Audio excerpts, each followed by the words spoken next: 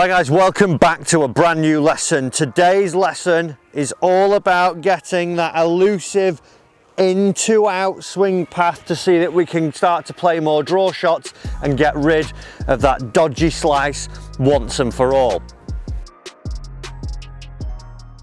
So after chatting with one of my students the other day who's a pretty decent player, we got onto the topic of hand path, and you know, you may have seen it bandied around in some videos or online already, but just to clarify, we've got the club path, which is the direction the club is travelling relative to the target. So we've got my straight line now is straight down here, so would it be travelling from the outside of the target, which would be out to in?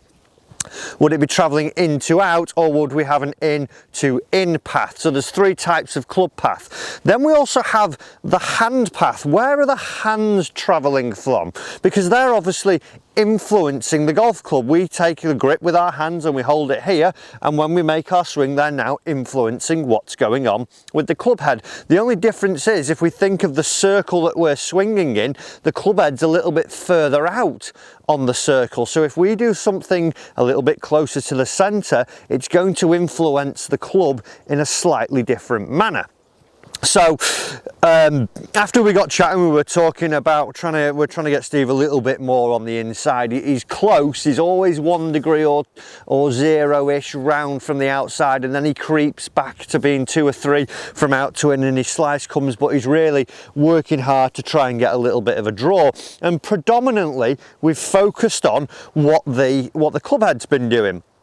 And then it dawned on me, when I'm trying to get Steve to get a little bit more into out here, he's actually letting his hands almost come a little bit too neutrally to the golf ball, because he thinks, right, well, if I'm into out, the club's here and I'm working this way a little bit more into the neutral point, and what he ends up doing is actually getting a little bit more here and throwing the club head a little bit back out in front of him again. So I talked to him about actually feeling that his hands are starting to work away from his body, because he's thinking that a draw, he's going to whip them round and see that they're coming in.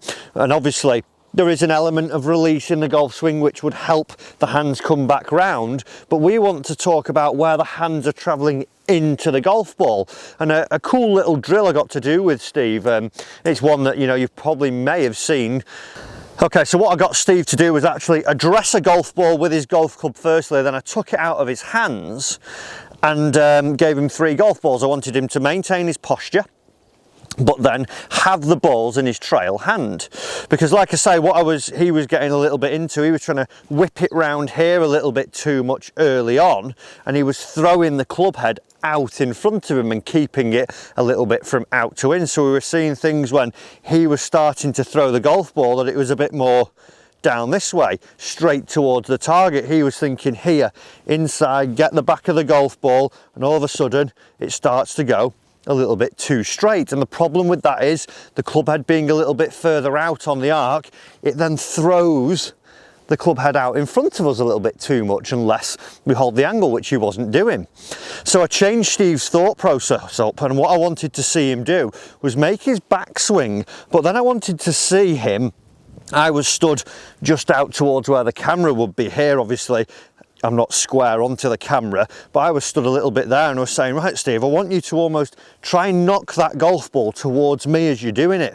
And what we saw straight away was a lot of change in his trail arm. We saw that instead of him throwing out this way a little bit and extending his arm and losing it down that way, what I started to notice with Steve was that he would gather his right elbow a little bit and almost knock the golf ball out this way. So his body started to change, all by actually trying to make him move the golf ball out towards you as the camera, or where I was stood in the bay. He was here a little bit more. Him thinking draw, he was thinking more target, target, target, straight at the target, down the banner all the time, and that was getting him a little bit this way. Changed the perception for Steve and got him actually throwing a couple where he was here and was a bit this way, almost bouncing out. I over-released that one there, released it a little bit too early. But what we saw was, as soon as he was doing this, he got a little bit more out towards the camera this way and started actually getting the hands travelling a little bit more inside, tucking that elbow, and he was here and seeing that he could get the hands travelling in the right manner. So once then I actually coupled that up and I said, Steve, right, forget where the golf club is, try and get that same feeling for me. What we started to know straight away was that he was starting to drop it really nicely on the inside, so we'd see that he was here a little bit more. He was starting to actually get the club back on the inside a little bit more. So after that, when we started to hit some shots, I set up this little gate drill here, and these are just some small alignment canes, and they were angled pretty much at the same angle as Steve's 7-iron shaft. And what we can see here now, it's almost like Steve's got a gate to throw it through a little bit more. So he was feeling now, instead of being obsessed with coming into the back of the golf ball, we got the hands to come through here and feel like he released it a little bit more, a little bit like this one. A little bit skinny, but they're a tiny little draw for me. All of a sudden we started to get rid of this feeling of actually throwing the club out in front of him. He was here letting his right arm, his trail arm, gather for Steve and then release it through the gate a little bit more. I then just made the gate a tiny bit wider for him, gave him a little bit more leeway. We bring the driver back in, and let's peg one up here through the middle of the gate. And what we can see now, we've got the same thing here from the other camera angle, the same feeling. I was wanting Steve now to almost imagine he was throwing the grip out towards the camera angle there a little bit more this way, and from there he was able to stop throwing the club head out in front of him and getting out to him path. So let's see if we can finish this tip with a spectacular drive like some I saw from Steve the other day. So it was here, and imagining he was almost throwing that golf ball out towards you where the camera is, here through the gate, and getting a good drive and seeing more of a draw shot. So good setup, nice and smooth.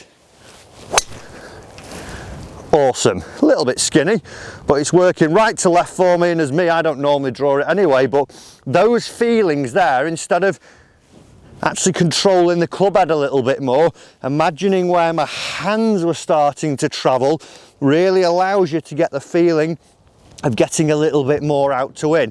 So give that a go, guys. Get some balls when you're down at the range next, and take your address and see that you're trying to knock the inside corner of the ball every time. See that you can get it there, almost bounce it out to the right of your bay. Imagine it's going at the camera here a little bit. If you've got something, you could set this up with some sponges or whatever it may be, but then hit some small shots, some 7-irons, some half swings, imagining you're still allowing the hands to be throwing the golf ball at the other golf ball, at your target ball. Bring the club in, hit the shots, and you should see you start to get that real great feeling of the little bit of an in to out golf swing. Like I say, from there we should see that we get rid of that horrible slicey shot for good and that out to in path. Guys, I hope this tip's helped you. It really did help Steve the other day, so just wanted to share it with you. Thanks for watching this video, and do remember, if you want me to be your golf coach, hit that subscribe button down below and turn on the bell notifications. Hit the like button also if you're loving this gorgeous scenery like I am. I'm out at La Cala. Can't thank them enough for having me, making loads of content to help us all get better this year. Thanks for watching, and I'll see you in the next golf lesson.